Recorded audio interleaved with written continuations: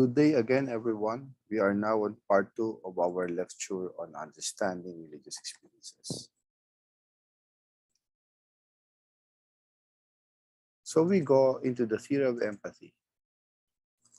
Empathy is different from projective imagination since it is an experience of the subject or empathizer occasioned by an object that belongs originally to the primordial experience of another subject or what we call as the empathized.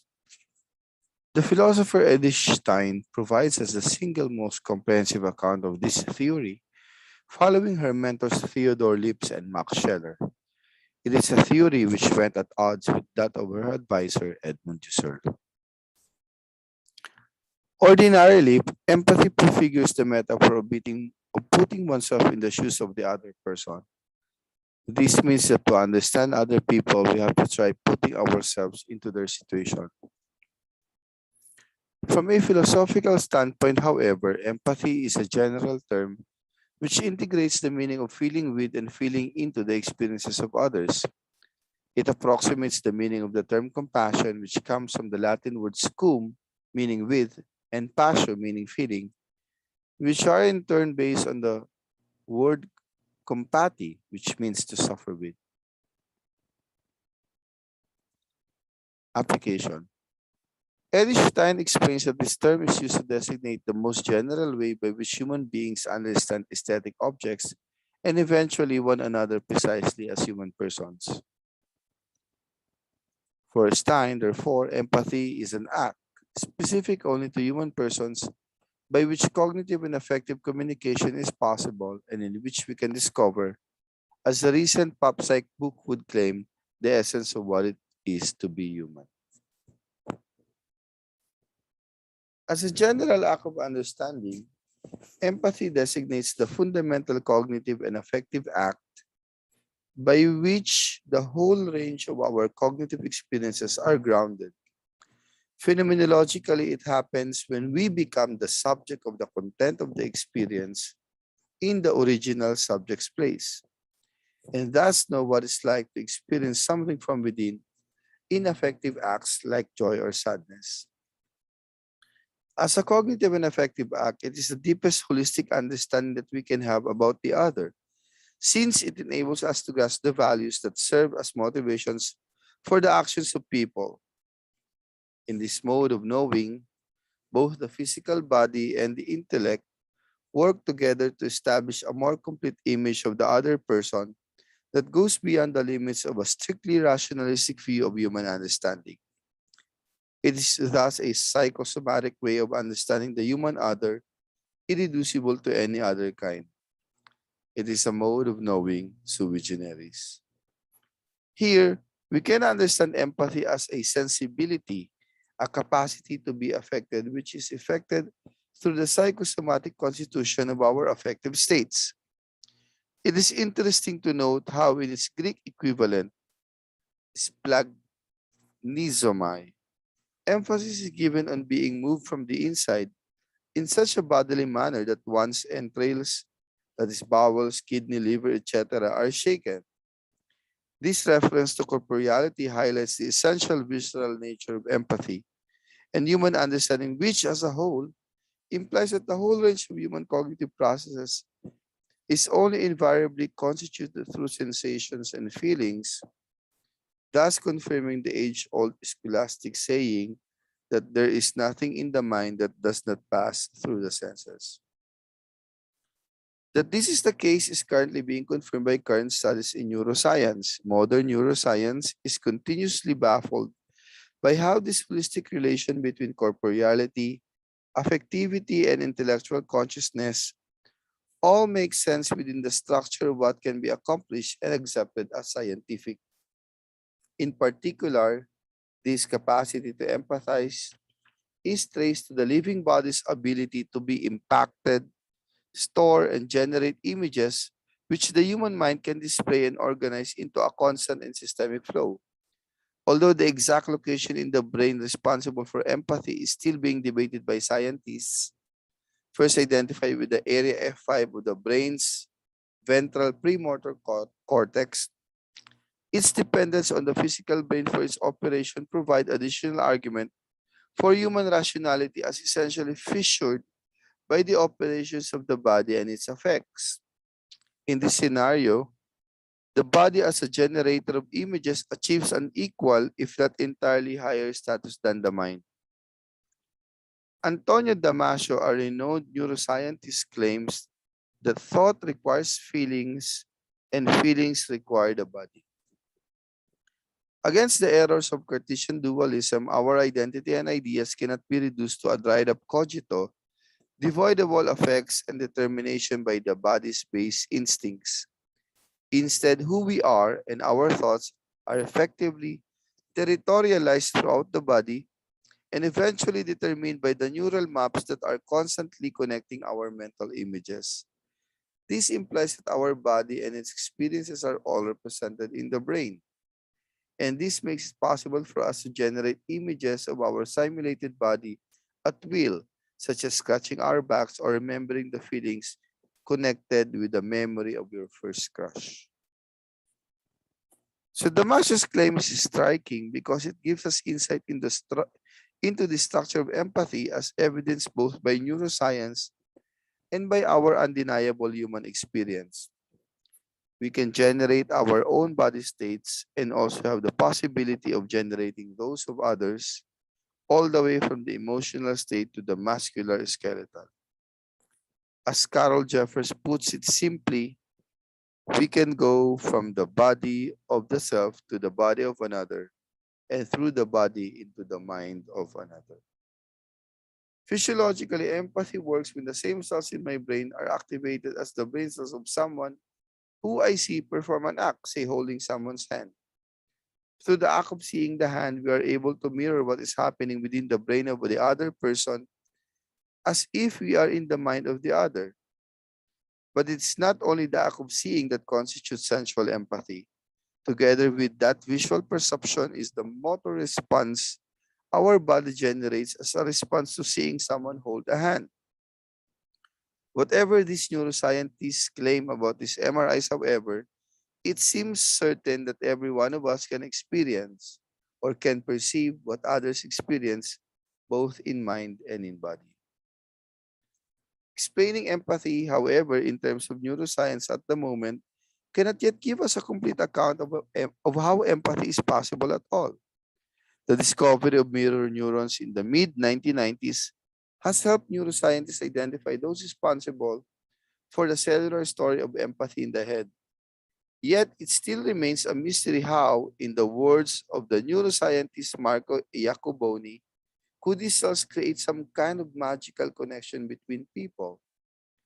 What continually intrigued these brain researchers was the fact that as MRI scans grow clearer and more accurate, neuroscience continues to be baffled by increasing questions about the codes hidden in these mirror neurons. The MRI scans of these strange and wonderful mirror neurons might be too interesting to behold, yet they merely report what are merely interpretative substitutes for a comprehensive account of empathy as lived experience. What MRIs can give us are only inferences about what happens in empathy, but not a first-hand experience of the magic that happens when you hold the hand of someone you love. So though an atheist at that time, Edelstein's account of empathy exhibited a remarkable openness to the understanding of all human experiences irrespective of their origins. This can be glimpsed, in fact, at the conclusion of her doctoral dissertation entitled On the Problem of Empathy, where she brings up the problem of understanding religious consciousness from the perspective of the non-believer. And she says, I can be skeptical myself and still understand that another sacrificed all his earthly goods to his faith. I see him behave in this way and empathize a value experiencing as the motive for his conduct. The correlate of this is not accessible to me, causing me to ascribe to him a personal level I do not myself possess. In this way, I empathically gain the type of homo religiosus by nature foreign to me, and I understand it even though what newly confronts me here will always remain unfulfilled. So this above passage is instructive since we can illustrate from this the example of the phenomenological structure of empathy, wherein we distinguish the subject and the object of religious experience apart from the experience itself. And by a roundabout negative way, we can now see into the essence of empathy.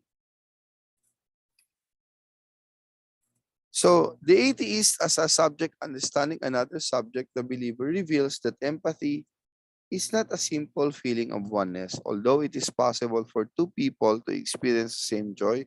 For instance, the intensity of the respective joyful experiences may not automatically be the same. This illustrates oneness in content but not in the subjects. However, in the event that both subjects experience the same joy with the same level of intensity, there is the possibility of the we arising as a subject of a higher level. Empathy is a more fundamental act that grounds the possibility of the we, since it can become the condition for the feeling of oneness. So in the case at hand, the primary subject of empathy is not a we or a plurality of subjects, but the atheist empathizer who is able to feel into the religious values of the empathized subject believer. Such feeling into the values of the believer, however, is only possible for the atheist by way of empty presentation. That is, he can still understand the experience of the believer, even though he does not have the content and the experience into which he can reduce this understanding of the religious person. Empty presentation happens when the feeling into the values of empathized person cannot have the possibility of fulfillment for the empathizing subject because those values do not belong or at least not yet open to the empathizer and his personality type. A person who has never tasted ice cream, for example, can empathize with the delight of someone consuming his ice cream, but he can never have the requisite objective sensual experience that corresponds to what it means to actually eat an ice cream. So in this vein, the atheist who claims he has never experienced God or the mysterium tremendum stands at an empty ground when he feels with and feels into the value experiencing of the believer. That is, he does not have the requisite sensual, affective, and ideal content that underlies religious experiences. Yet, the objective existence of the values which he has felt with and felt into forces him into the recognition of an intellectual or spiritual realm which have been hitherto close to him. This realm, transcendent to both the believer and the non-believer, is revealed as objective and independent from his own experience and thus irreducible to the workings of his own subjective consciousness. This finally clarifies to us the essence of the empathy act. It is the present or actual experience given to one's awareness in the here and now of the feeling experience of another person where the empathizer becomes the subject of the content in the original subject's place, but this object content is present in the empathizer only in a non-primordial manner. Edith Stein herself provides us the illustration from her own experience when, while still an atheist, she narrates her wonder while sightseeing at a cathedral. A woman out on her daily shopping trip stopped by the church simply to pray for a few moments, taking a small break to have an intimate conversation with God. So in this example, the visual perception of seeing the woman pray in the church is fused with the feeling of calmness generated by what is seen. The feeling of peace or serenity suggested by the calm deportment exhibited by the praying woman is empathizable to an outside observer who, even if not religious, is able to experience primordially the same feeling of peace generated in the woman's gesture. Stein, as empathizer, is thus able to feel with and feel into the prayer experience of the woman as something actually given in the here and now. Where Stein differs from the woman is in the givenness of the object.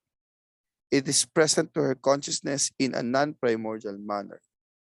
She had not been the one originally praying, nor she had a direct perception of the object of prayer. Stein only has access to the object by way of empathic fulfillment and not through the direct perception in the here and now. The phenomenological analysis can be clearly summed up in the following table. So we have the subject empathizer in the person of the atheist with the religious believer as the empathized subject. The object for the atheist, however, is something that is non-primordial because as a non-believer, he does not have this actual experience of the numinous. So the experience of the empathizing atheist is the same feeling of calmness, which he also actually feels. And this feeling is something that is generated when the atheist has seen into the experience of the religious believer. In the experience of prayer, even with the calmness of the external gestures, such as kneeling and holding his hands. And those things are actual or simply what we call as primordial. So having explained this table, we can now proceed to claim that the whole intention in our phenomenological consideration of religion is the achievement of knowledge that is able to grasp the inner meaning and intentionality of the other person's religious data, which are expressions of his inner religious experience or faith. So this ends our part 2, and I look forward to see you in our next video lecture. Thank you, everyone.